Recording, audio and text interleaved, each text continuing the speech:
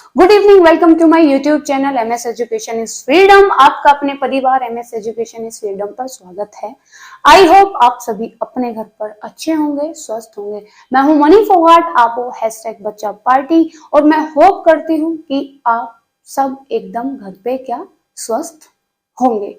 तो हम अपनी क्लास में आज बात करने वाले हैं यहाँ प्रसार शिक्षा पद्धति और अभिप्रेरण के बारे में, कि जो extension education method and motivation है ये मतलब क्या है और ये कैसे क्या है कार्य करती है। उसके बाद अभिप्रेरणा को प्रभावित करने वाले तत्व कौन कौन से हैं और वो जो तत्व हैं वो किसने दिए हैं। ये भी हमारे एग्जाम के लिए बहुत ही मोस्ट इंपोर्टेंट है और यहाँ से क्या है क्वेश्चंस आते ही आते हैं। तो अब मुझे दीजिए आप एक प्यारी सी स्माइल, और इसके साथ हम क्या है अपनी क्लास को आगे बढ़ाते हैं। तो आइए समझते हैं कि ये कैसे कैसे क्या है। तो सबसे पहले जो प्रसार शिक्षा है, प्रसार शिक्षा स्वैच्छिक शिक्षण के सिद्धांत का पालन करती है। मतलब कि प्रसार शिक्षा किसका पालन करती है? जो मनुष्य है उसकी खुद की इच्छा होनी चाहिए, ठीक है। वो एक जिज्ञासु होना चाहिए, वो क्या है प्रयत्नशील होना चाहिए। अगर वो किसी कार्य को कर रहा है तो उस कार्य को करने के लिए उसकी खुद की इच्छा होनी चाहिए। वो क्या है उसके अंदर एक मतलब मोटिवेशन होना चाहिए कि मुझे ये कार्य करना है। उसकी खुद की इच्छा होनी चाहिए कि मुझे ये कार्य करना है, ठीक है। उसकी आवश्यकता होनी चाहिए कि मुझे ये क्या है कार्य करना है। तो प्रसार शिक्षा पद्धति जो है वो इसी सिद्धांत पर क्या है कार्य करती है कि जो व्यक्ति की क्या है उसकी खुद की इच्छा होनी चाहिए, और उसकी मतलब ये नहीं कि आप उसको जबरदस्ती उसको आप पढ़ा रहे हैं, आप उसको कोई कार्य सिखा रहे हैं। आपने देखा होगा कि जबरदस्ती आप किसी को कुछ नहीं सिखा सकते हैं, ठीक है। अगर सामने वाले की इच्छा है सीखने की तो वो तभी क्या है उस कार्य को सीख सकता है, और वो उस कार्य को और बेहतर कर सकता है अगर उसको खुद करने की इच्छा है उस कार्य को। सपोज दैट कि अगर आपको कोई कार्य दिया गया है, ठीक है, आपको उस कार्य को करने का बिल्कुल मन नहीं है, वहीं आपको दूसरा कार्य दे दिया गया कि आप ये कार्य करो और आप उस कार्य को करने का आपका मन है, तो आप उस कार्य को ना बहुत ज्यादा बेहतर तरीके से करेंगे अदर देन कि आप जो दूसरा कार्य है, जो कार्य है आपको जिसको करने की इच्छा नहीं है, ठीक है।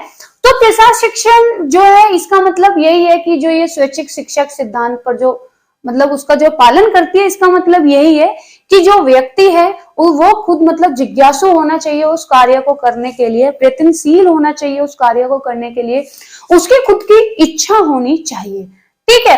तो ये सब क्या है, ये सब हमारा हो गया।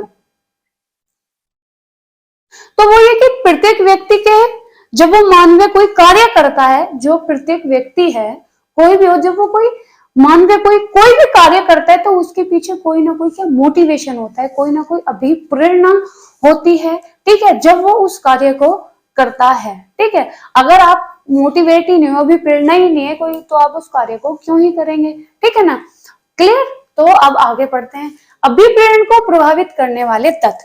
तो अभिप्रेरणा जो है, अभिप्रेरण जो है, जो मोटिवेशन है, इसको प्रभावित भी तो करते होंगे ना कोई तत्व, तो ये भी तो किसी ने दिए होंगे प्रभावित करने वाले तत्व। तो हम इसके बारे में जान लेते हैं कि अभिप्रेरणा को प्रभावित करने वाले तत्व जो हैं वो कौन कौन से होते हैं और किसने दिए हैं।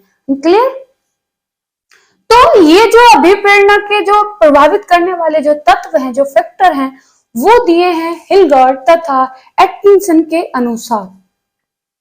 आपसे पूछा जाए कि अभिप्रेरणा को प्रभावित करने वाले जो तत्व हैं वो किसने दिए हैं, तो आप बोलोगे हिलगर्ट तथा एटकिंसन के अनुसार, ठीक है। तो किन्होंने दिए? हिलगर्ट तथा एटकिंसन ने दिए हैं क्या अभिप्रेरणा को प्रभावित करने वाले तत्व।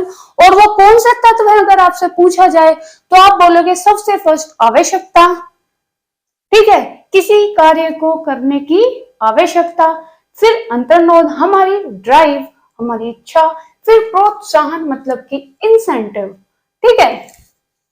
तो हिलगर्ट तथा एटकिंसन ने दिया है क्या अभिप्रेरण को प्रभावित करने वाले जो तत्व है उन्होंने 3 तत्व दिए हैं, एक आवश्यकता, एक अंतर्नोद, एक प्रोत्साहन, मतलब नीड, ड्राइव और प्रोत्साहन। ये तीनों क्या है, ये हमारे अभी जो अभिप्रेरणा, हमें जो मोटिवेशन है उसको क्या करते हैं, उसको प्रभावित करते हैं। और ये दिया है हिलगर्ट तथा एटकिंसन ने दिया है।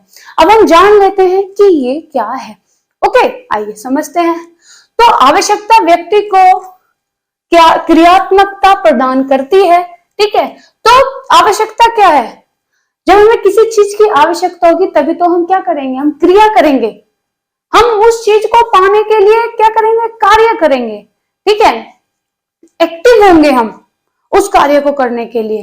तो आवश्यकता व्यक्ति को क्या है, क्रियात्मकता प्रदान करती है। सर्वप्रथम वह मानसिक स्तर पर गतिशील होता है। तो जब हम कोई कार्य करते हैं तो सबसे पहले हम मतलब कहाँ एक्टिव होता है, हमारा माइंड, हमारा मस्तिष्क सबसे पहले क्या है, एक्टिव होता है कि हमें ये कार्य क्या है, करना है।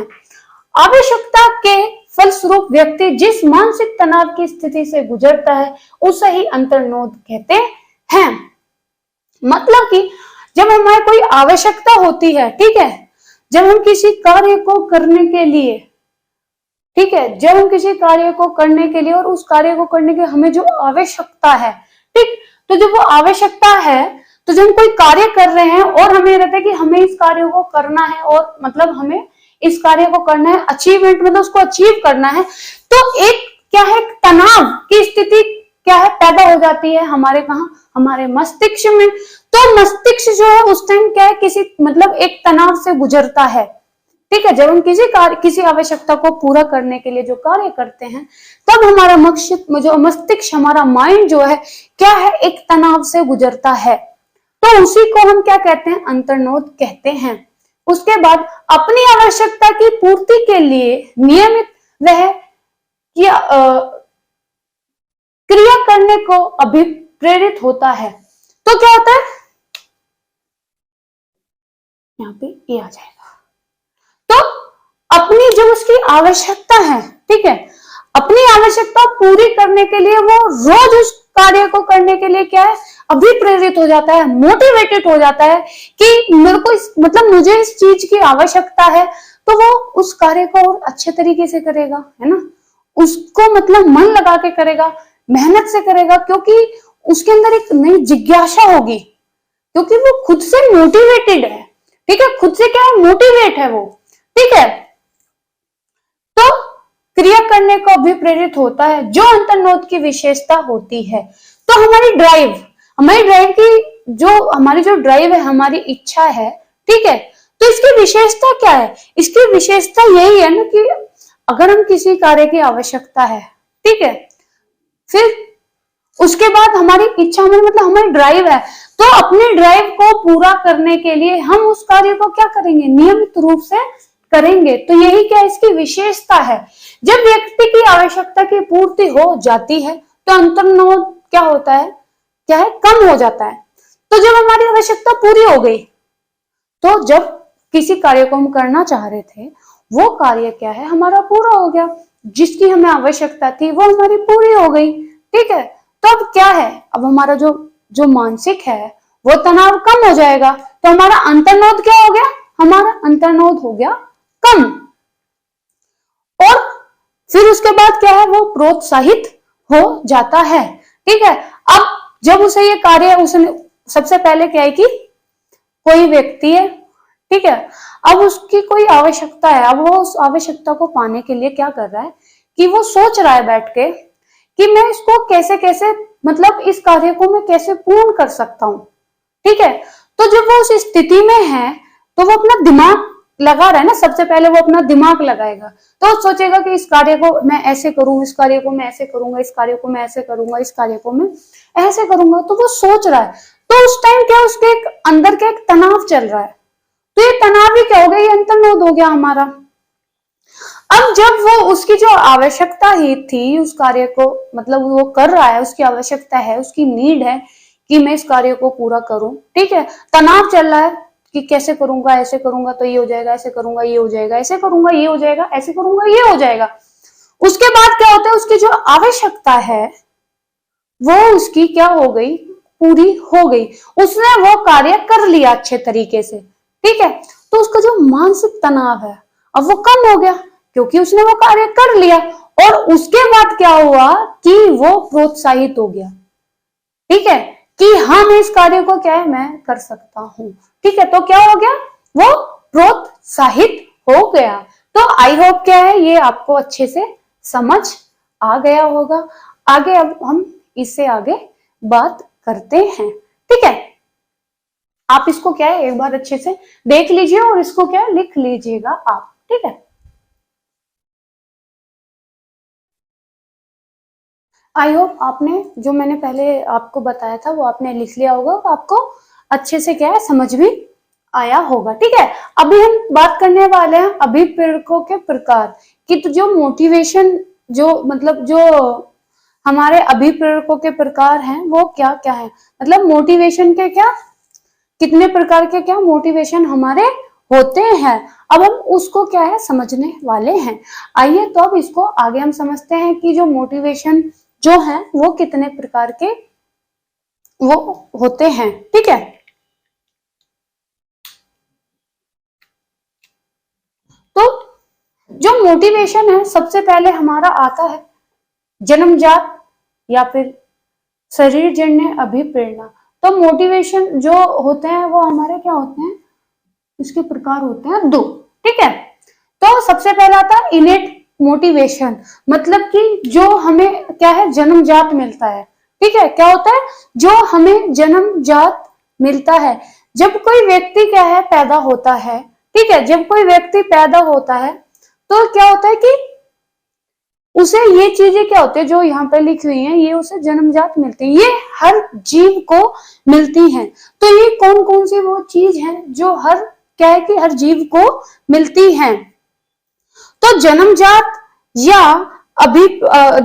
या शारीरिक अभिप्रेरणा जो अभिप्रेरक होते हैं, ठीक है, ये सभी जीवों में क्या है ये सभी जीवों में पाए जाते हैं, ठीक है, जैसे कि भूख, प्यास, नींद, काम, मल मूत्र त्यागने की इच्छा, खतरे से बचने की प्रवृत्ति इत्यादि। देखो जब एक छोटा बच्चा पैदा होता है, ठीक है, आपने देखा होगा कि उसको जब भूख लगती है तो वो रोने लगता है, ठीक है, तो उसको कोई सिखाता तो है नहीं कि जब भूख लगती है तो जब छोटे होते हैं तो रो के क्या है खाना मांगते हैं, ठीक है, उसे कोई सिखाता नहीं है।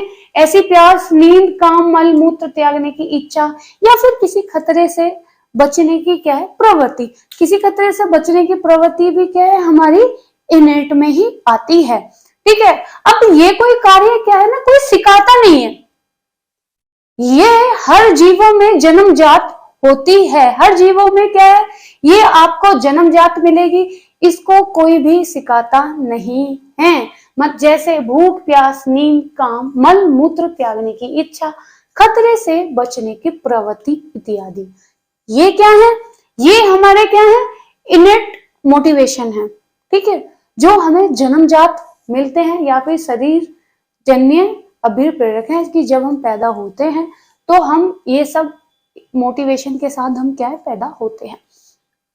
उसके बाद हम दूसरे की बात करते हैं, फिर है उपार्जित अभिप्रेरक, मतलब एक्वायर्ड मोटिवेशन, मतलब कि इसको हम क्या करते हैं एक्वायर्ड करते हैं, इसको हम सीखते हैं, ये हमारा जन्मजात नहीं होता, ठीक है, ये इनेट नहीं होता, ये एक्वायर्ड किया जाता है, इसे हम ग्रहण करते हैं, ठीक है।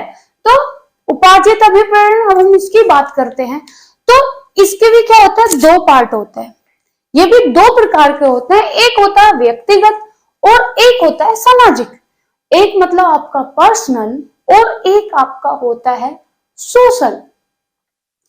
तो पर्सनल में क्या क्या आता है अब हम इसकी बात कर लेते हैं।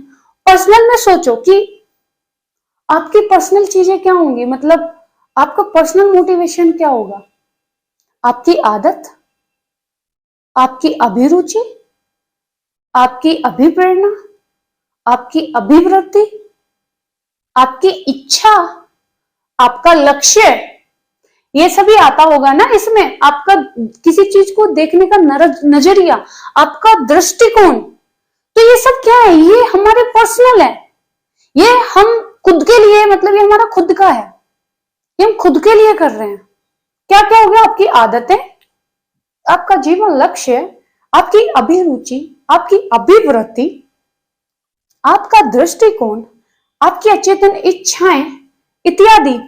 तो ये किस में आ गए, ये आपके आ गए पर्सनल में। अब हम बात करते हैं किसकी, सोशल, मतलब कि सामाजिक। जो हमारे मोटिवेशन होते हैं वो क्या होते हैं हमारे सामाजिक। तो सामाजिक में सबसे पहले आता है हमारा सामुदायिकता, मतलब कि एक समूह, सामुदायिकता, एक समाज में एक, मतलब हमारा समाज क्या है, मतलब एक समूह ही है ना। सामुदायिकता, स्वग्रह, युद्ध प्रवृत्ति, संग्रहशीलता, उपलब्धि प्राप्त करने की आकांक्षा जैसे तत्व क्या है, आ जाते हैं, जो व्यक्ति के मान मर्यादा प्रतिष्ठा से विशेष रूप से जुड़े रहते हैं। जब हम किसी समाज में पहुंच जाते हैं तो हम बहुत से कार्य ऐसे करते हैं कि जो हमारे मान मर्यादा और हमारी प्रतिष्ठा से क्या है, जुड़ जाते हैं। बहुत से कार्य हम क्या करते हैं, नाम पाने के लिए करते हैं, कि एक समाज में क्या है, हमारा एक नाम हो जाए, कि इस समाज में अगर मैं ये कार्य करूंगा तो मुझे ये उपलब्धि क्या है, प्राप्त होगी, सब लोग मुझे जानेंगे। तो ये सब क्या है, ये हमारे क्या हो गए, सोशल। ठीक, ये हमारे क्या हो गए, सोशल मोटिवेशन। तो व्यक्तिगत आदतें जो है, व्यक्तिगत जो हमारी मोटिवेशन है वो है आदतें, जीवन लक्ष्य, अभिरुचि, अभिवृत्ति, दृष्टिकोण, अचेतन इच्छाएं इत्यादि।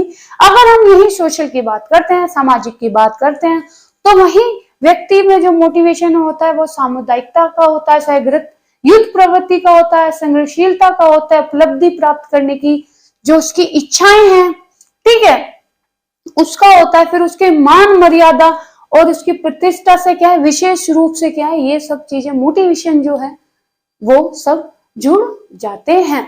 तो एक बार से रिवीजन करते हैं कि अभिप्रेरणा के क्या होते हैं, दो प्रकार होते हैं। जो मोटिवेशन के क्या है, दो प्रकार होते हैं, एक हमारा जन्मजात होता है, एक हमारा क्या होता है, एक्वायर्ड क्या होता है, मतलब एक हमारा इनेट होता है, इनेट मोटिवेशन, एक हमारा एक्वायर्ड मोटिवेशन। अगर हम इनेट मोटिवेशन की बात करते हैं तो इसमें वो चीज आती है जो हम जन्मजात सीख के आते हैं, जैसे कि भूख प्यास, नींद, काम, मल मूत्र त्यागने की इच्छा, खतरे से बचने की प्रवृत्ति। उसके बाद अगर हम यही बात करते हैं एक्वायर्ड मोटिवेशन की, उपार्जित अभिप्रेरणा की, तो ये हमारे दो प्रकार के होते हैं, एक हमारा व्यक्तिगत होता है, एक हमारा सामाजिक होता है।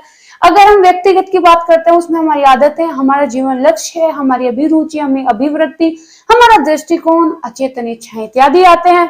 वहीं हम बात करते हैं सामाजिक या फिर सोशल की, तो यहाँ पर क्या है, हम समाज को देखते हुए क्या है अपनी चीजें करते हैं, जिसमें क्या होता है कि हमारी मान मर्यादा है और हमारी जो प्रतिष्ठा है वो सब चीजें क्या है, जुड़ी रहती हैं हमारी, जैसे कि सामुदायिकता, स्वग्रह, युद्ध प्रवृत्ति, संघर्षशीलता, उपलब्धि। ठीक है, मतलब कि किसी उपलब्धि को पाने के लिए संघर्ष करने की भी क्या है, इसमें एक क्या है, आकांक्षा, जो आकांक्षा जैसे क्या है तत्व आ जाते हैं। तो ये हमारा हो गया पूरा, कि हमने जान लिया कि जो मोटिवेशन है वो कितने प्रकार के होते हैं। ठीक है, आई होप ये आपको क्या है अच्छे से समझ आया होगा। आप इसको क्या है एक बार अच्छे से क्या है देख लीजिएगा और आप इसको क्या है साथ के साथ नोट डाउन करते हुए चलिएगा। ठीक है, तो मिलते हैं अब अपनी नेक्स्ट वीडियो में। अगर आपको लगता है कि मैंने जो आपको पढ़ाया है आपको क्या है अच्छे से समझ आया है, ठीक है, तो प्लीज मेरे YouTube चैनल को सब्सक्राइब कीजिएगा, लाइक कीजिएगा, शेयर कीजिएगा और मेरे को ढेर सारा प्यार दीजिएगा। तो मिलते हैं अपनी नेक्स्ट वीडियो में, जब तक के लिए नमस्कार, जय हिंद।